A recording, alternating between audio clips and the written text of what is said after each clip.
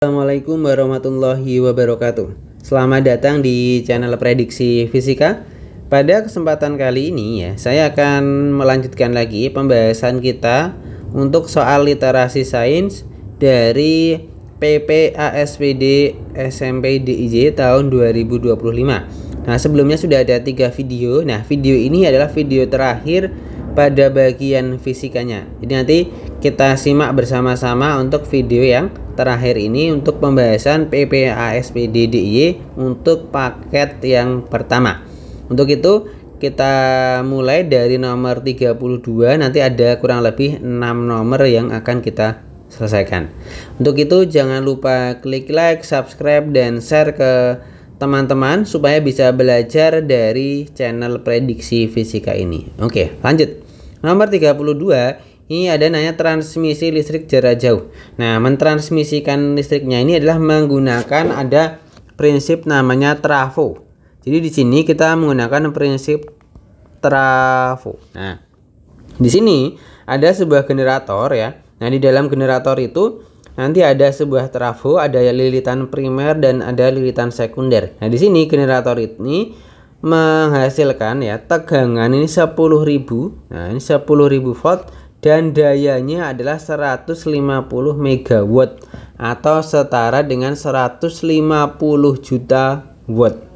Nah, akan ditransmisikan jarak jauh menggunakan kabel.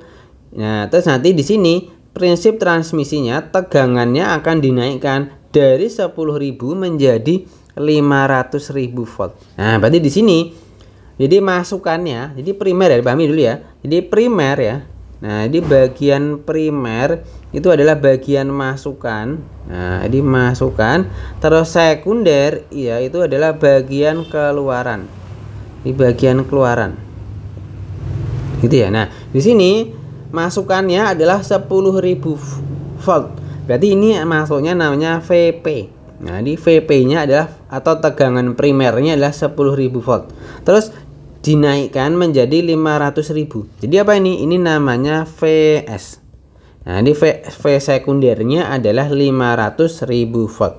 Nah, atau di sini kita melihat perbandingan antara NP dan NS.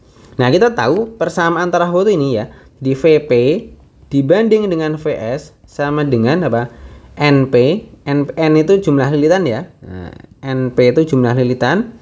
Jumlah lilitan primer dibanding jumlah lilitan sekunder sama dengan arusnya. Arus primer dibanding kebalik ya, arus sekunder dibanding dengan arus primer. IS dibanding IP. Nah, di sini kita kan yang kolom pertama itu adalah menentukan perbandingan NP NS. Nah, berarti di sini kita menggunakan persamaan yang ini dulu. Itu yang VP per VS sama dengan NP per NS. Nah, kita samakan di sini ya, sebelah sini. Jadinya VP dibanding dengan VS ya sama dengan NP per NS. Nah, NP per NS atau kita balik ya, sama aja.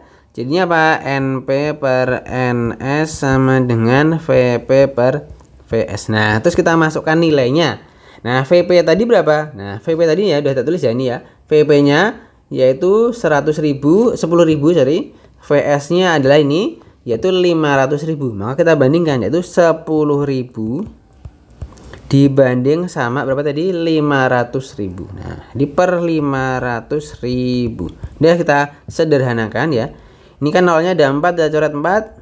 Ini juga 4, kita coret. Nah, maka tersisa berapa? Jadi 1 per 50. Nah, berarti perbandingannya itu adalah apa? 1 banding 50. Nah, udah kelihatan ya. Berarti jawabannya yang C nih. Karena yang satu-satunya yang NP per NS-nya yang 1 banding 50 adalah hanya yang C. Nah, nanti jawabannya yang C. Nah, tapi kita coba buktikan apakah benar IS-nya 300. Nah, terus gimana untuk membuktikan IS-nya? Maka kita cari dulu nilai IP, I primer. Nah, caranya gimana? Nah, di sini gini, udah tahu 150 MW ini adalah namanya PP atau daya primer. Nah, dari situ ya. Maka ya daya primer sama dengan apa? Tegangan primer dikalikan arus primer. Nah, kita mencari arus primernya dulu. Nah, tegangan primer itu kan udah tahu ya 150 juta karena 150 MW. Nah, terus maka apa? I primer itu sama dengan apa? Tinggal daya primer dibagi dengan tegangan primer. Nah, kita masukkan PP-nya tadi kan 150 juta. Nah, kita bagi dengan VP-nya. V primernya tadi 10.000. Nah, kita bagi 10.000. Nah, nanti kita mencoret 4 angka ya. Nah, ini 1 2 3 4, ini 4. Nah, maka hasilnya berapa ini? Jadi 4 ya, berarti jadinya 15.000 ya. Karena 4 ya. Jadi 15.000 ampere. Nah, itu nilai IP-nya. Nah, habis itu apa? Kita menggunakan perbandingan yang ini, yang satunya ini. Kita pakai perbandingan ini, yaitu apa? Antara VP kita bandingkan dengan IS per IP. Yang kita bandingkan. Nah, maka jadinya kita nanti bisa menentukan nilai IS-nya. Jadi ini, jadi VP per VS ya sama dengan, ini kan beda ya. Nah, ini beda hitungan. VP per VS sama dengan IS per IP. Nah, kita masukkan nilainya. VP-nya tadi adalah 10.000 ya. Di 10.000 dibagi dengan VS-nya tadi 500.000. Ini sama dengan IS-nya yang dicari, IS dibanding IP-nya. Nah, IP-nya udah tahu ya 15.000. Nah, 15.000. Nah, udah kita coret yang bisa dicoret ya. Ini 3 sama 3 ini toh. Nah, ini masih ada satu lagi. Nah, habis toh. Nah, maka tinggal kita kali silang aja ya. Jadi 15.000 ini kan nanti kali 1 nih ya, tinggal 1. Jadinya 15.000 sama dengan ini 50 IS. Nah, maka IS kan tinggal apa? 15.000 dibagi dengan 50. Nolnya coret nih, sama aja 1.500 bagi 5 sama dengan 300. Nah, maka hasilnya adalah 300 ampere. Nah, jadi hasilnya ini ya 1 banding 1/50 sama 300 ampere. Maka sudah tepat bahwasanya ya jawabannya adalah yang C. Nah, gitu. Nomor 33. Nah, nomor 33 ini berkaitan sama listrik statis ya. Ini materi tentang listrik statis. Nah, tentang listrik statis. Nah, jadi di sini ada percobaan ya. Jadi di sini ada rafia terbuat dari rumbai-rumbai tipis gosok dengan wool. Jadi ada tali rafia, kita gosok dengan wool. Terus nanti ada PVC ya, tongkat PVC digosok dengan kain wool juga. Nah, ternyata ketika tali rafia didekatkan dengan tongkat PVC akan apa? Mengembang si tali rafianya. Berarti apa? Terjadi tolak menolak. Nah, terjadi tolak menolak. Nah, gitu. Ini terjadilah tolak menolak. Kenapa tolak menolak? Karena di sini dikatakan tali rafia ini mengembang. Nah, mengembangnya ini jadi naik dia. Jadi di sini tuh terjadi namanya tolak menolak. Nah, ini terjadi tolak menolak. Nah, jadi makanya di sini karena tolak menolak itu berarti apa? Tolak menolak itu karena bermuatan sejenis. Nah, jadi ini ya. Jadi karena muatan sejenis. Nah, jadi muatannya sejenis gitu. Nah, berarti kita pilih di opsi ya, cari yang tolak menolak. Maka apa? Opsi C jelas salah, opsi D juga jelas salah. Nah, maka antara A atau B gitu ya. Nah, atau di sini maka jawabannya A atau B. Nah, di sini berbedanya apa? Perpindahannya apa? Di sini ada dari rafia digosok dengan wool. Nah, jadi statusnya jadi rafia kita gosok ya. Nah, jadi rafia kita gosok dengan wool. Nah, ketika rafia ini kita gosok dengan wool, maka apa yang terjadi? Rafianya jadi negatif, woolnya jadi positif. Nah, sedangkan terus tadi ya ada PVC di sebelahnya sini ya. PVC kita gosok dengan wool. Nah, PVC kita gosok dengan wool. Nah, ini PVC, ini wool. Kalau digosok PVC-nya negatif, wool-nya positif. Nah, itu. Nah, terus itu nanti terjadi perpindahan elektron dari mana? Dari wool ke rafia dan dari wool ke PVC gitu. Kenapa bisa berpindah tadi? Karena yang negatif itu rafia dan PVC. Jadi negatif itu karena menerima elektron, sedangkan positif itu karena melepaskan elektron gitu ya penjelasannya. Jadi kita tulis ya, positif. Jadi kalau muatannya positif ya itu karena melepaskan elektron. Nah, ini melepaskan elektron. Sedangkan kalau muatannya negatif apa? Karena menerima. Ya. Jadi karena menerima elektron. Jadi di sini bisa disimpulkan ya. Tadi kan si PVC-nya negatif, wallnya positif. Berarti apa? Ada terjadi perpindahan elektron dari wall ke PVC. Sedangkan dari rafia tadi dan wall, dari wall ke rafia. Maka dari itu jawaban yang paling tepat adalah yang A. Jadi tolak menolak karena elektron berpindah dari wall ke tongkat PVC dan elektron berpindah dari wall ke rafia. Jadi yang PVC dan rafia itu sama-sama mendapatkan elektron atau menerima elektron sehingga sama-sama jadi negatif. Nah, maka yang A. Nomor 34, di sini kita disuruh menentukan hubungan antara kuat arus yang tepat. Nah, di sini kan udah ada gambar rangkaiannya ya. Nah, saya gambar ulang lagi ya di bawahnya, di sampingnya. Jadi nanti gambar rangkaiannya seperti ini. Jadi ini ya. Nah, jadi ada arus dia. Nah, gini. Nah, gini ta. Ini menjadi satu gini ya. Sini ke sana. Nah, gitu. Nah, ini baterainya dipasang di sini. Nah, gitu ya. Jadi nanti itu ada namanya arusnya tadi ya. Saya kotakin aja ya. Nah, biar enak menggambarnya. Nah, jadi di sini ini namanya arus IJ ya. Ini namanya IJ. Terus yang ini namanya IZ. IZ yang ini IX. Nah, sudah tuh. Nah, dari sini maka kita tinggal menggunakan apa? Menggunakan hukum pertama Kirchhoff. Nah, hukum pertama Kirchhoff. Yang apa? Menyatakan arus yang masuk sama dengan arus yang keluar. Nah, di sini ada titiknya, ya, ada titik ini. Nah, jadi apa di sini? Arus yang masuk ke titiknya, ini masuk ke titik, ini yang keluar. Nah, yang masuk itu adalah IJ dan IZ. Sedangkan yang keluar adalah IX. Berarti dari gambar ini kita nggak usah ngitung ya. Kita bisa menentukan persamaannya. Jadi ini jadi IJ ya. Jadi arus yang masuk ya sama dengan arus yang keluar. Nah, yang masuk tadi apa? IJ ditambah IZ. Nah, sedangkan yang keluar adalah IX. Nah, kita sesuaikan aja sama pernyataannya di sini ada IJ. Nah, kalau IJ benar, malah kehapus. Nah, kalau nyari IJ ya, maka apa?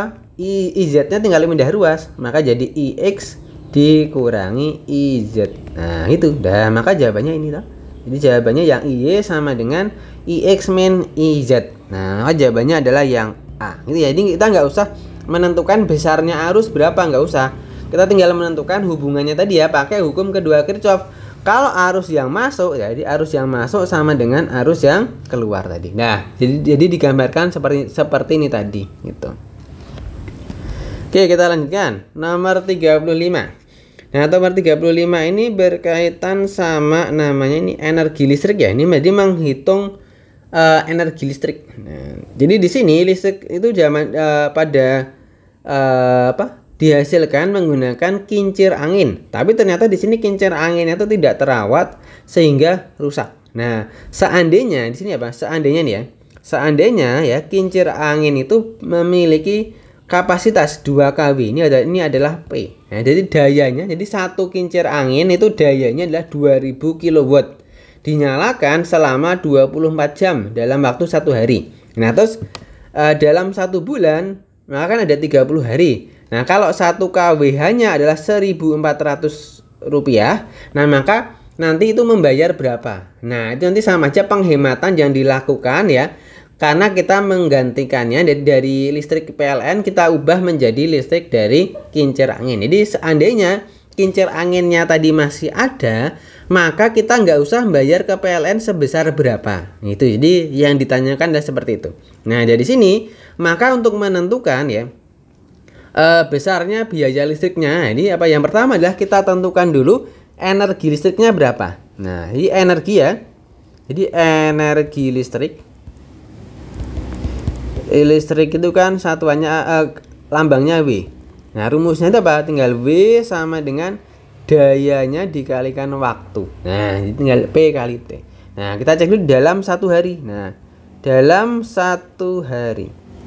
Nah, dalam 1 hari itu menghabiskan berapa energi gitu loh. Nah, maka tinggal W ya. W sama dengan, nah tinggal P dikali T. Nah, P-nya kan 2 kW ya. Jadi satu kincir angin itu menghasilkan daya 2 kW. Nah, jadi kita isikan 2 kW. Nah, ini tak tulis P. Nah, maka jadi 2 dikali. Nah, T-nya kan waktu. Waktunya adalah kita pakai dalam satuan jam ya. Berarti 24 jam. Berarti dikali 24. Berarti 2 kali 24 sama dengan berapa? 48 kWh. Ini tulis kWh. Nah, gitu ya. Jadi 48 kWh. Itu dalam waktu 1 hari.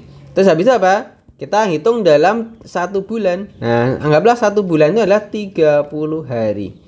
Kalau dalam 30 hari maka berapa? Tinggal berapa? 48 ya, betul ya. Di 48 dikalikan dengan berapa? 30 ya. Nah, jadi ada 48. Jadi seharinya 48. Nah, dikalikan sama 30 hari. Di 48 ya. Dikali 30 itu hasilnya 1000 ya. 1440 kWh. Itu dalam 1 bulan itu jadi menggunakan energi sebesar 1440. Habis itu Bang hitung biaya. Nah, maka untuk biayanya apa? Tinggal dikalikan per kWh. Nah, 1 kWh-nya ini adalah 1400. Maka tinggal dikalikan aja. Jadi Rp 1400 ya dikalikan dengan 1440. Nah, maka nanti hasilnya adalah berapa? 2 juta ya. 2.016.000. Jadi 1400 dikali 1440. Nah, ini 2 juta.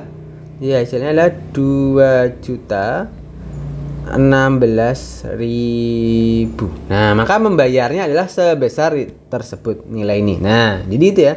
Jadi kalau kita menggunakan listrik PLN, maka biayanya segini. Tapi kalau kita menggunakan kincir angin, maka kita bisa menghemat dana atau biaya sebesar 2.016.000 rupiah. Nah, maka jawabannya adalah yang D. Ya.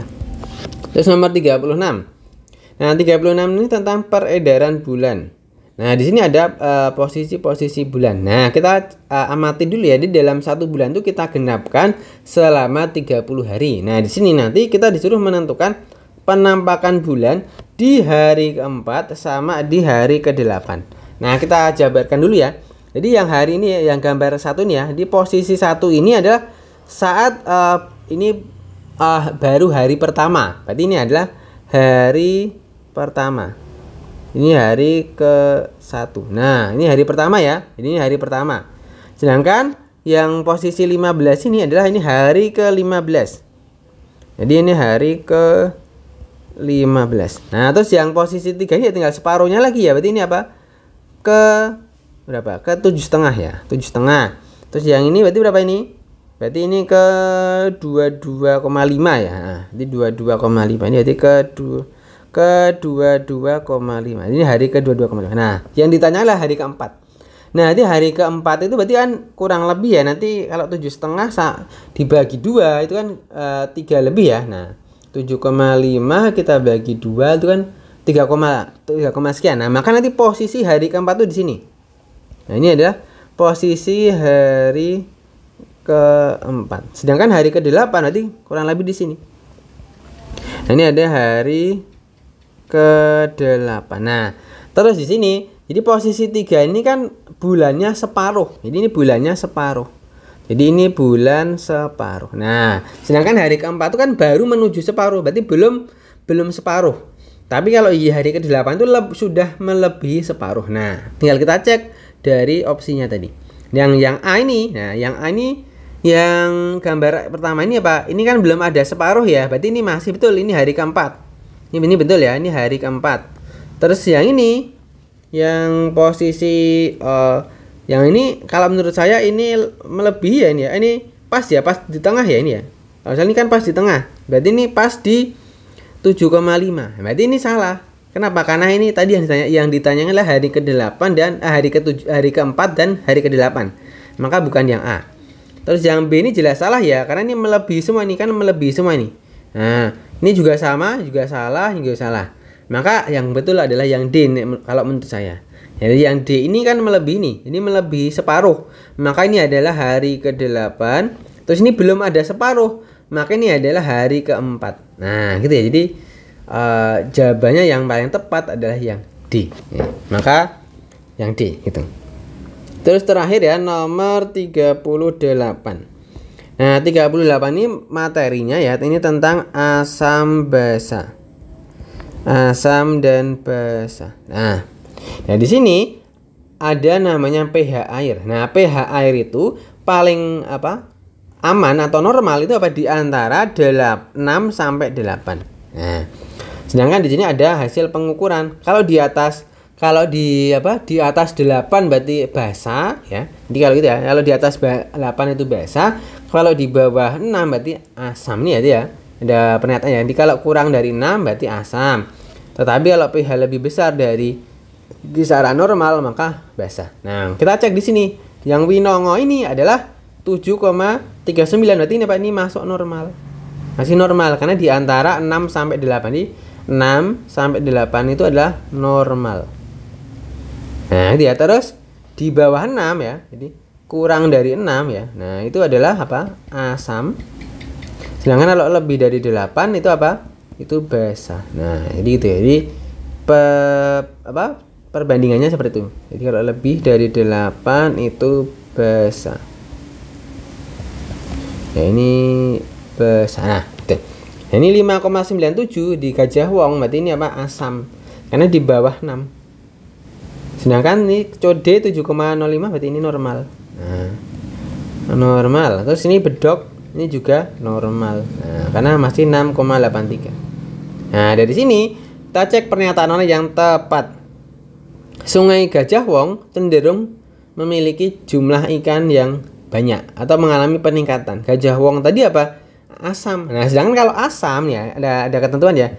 Kalau sifatnya ini Sifatnya ini adalah keasamannya ini adalah melebihi atau asam gitu ya. Nah, maka hewan kehidupan ikan dan hewan airnya tadi jadi terganggu. Maka tidak mungkin dong ikannya meningkat. Maka nomor 1 ini salah. Karena nomor 1 salah, maka jangan dipilih yang ada angka 1-nya. Berarti antara C dan D. Nah, terus yang nomor 2, Sungai Code mempunyai pH yang ideal. Nah, kita cek Sungai Code tadi normal. Nah, berarti betul. Nanti nomor 2 betul. Terus nomor 3, Sungai Winongo pH-nya normal. Winongo 7,39 berarti betul ya, normal juga. Nah, ini betul ini. Nah, di nomor 3 betul. Terus nomor 4, Sungai Bedok pH-nya terlalu asam. Bedok tadi normal ini ya, bukan asam. Berarti nomor 4 salah. Otomatis jawabannya adalah 2 dan 3. Itu yang C. Oke, gitu ya. Oke, itu sudah kita bahas semua ya. Ini adalah video terakhir pada bagian fisika untuk literasi sains soal PPASPDDIY paket yang pertama. Untuk itu silahkan disimak ya 4 video yang sudah saya buatkan di channel Prediksi Fisika ini. Semoga bisa membantu. Jika ada request, ada masukan atau mau memberikan soal atau pertanyaan, monggo kirim saja di kolom komentar. Nanti kita coba bahas satu persatu jika ada pertanyaan dari teman-teman semua. Kayak gitu ya. Terima kasih.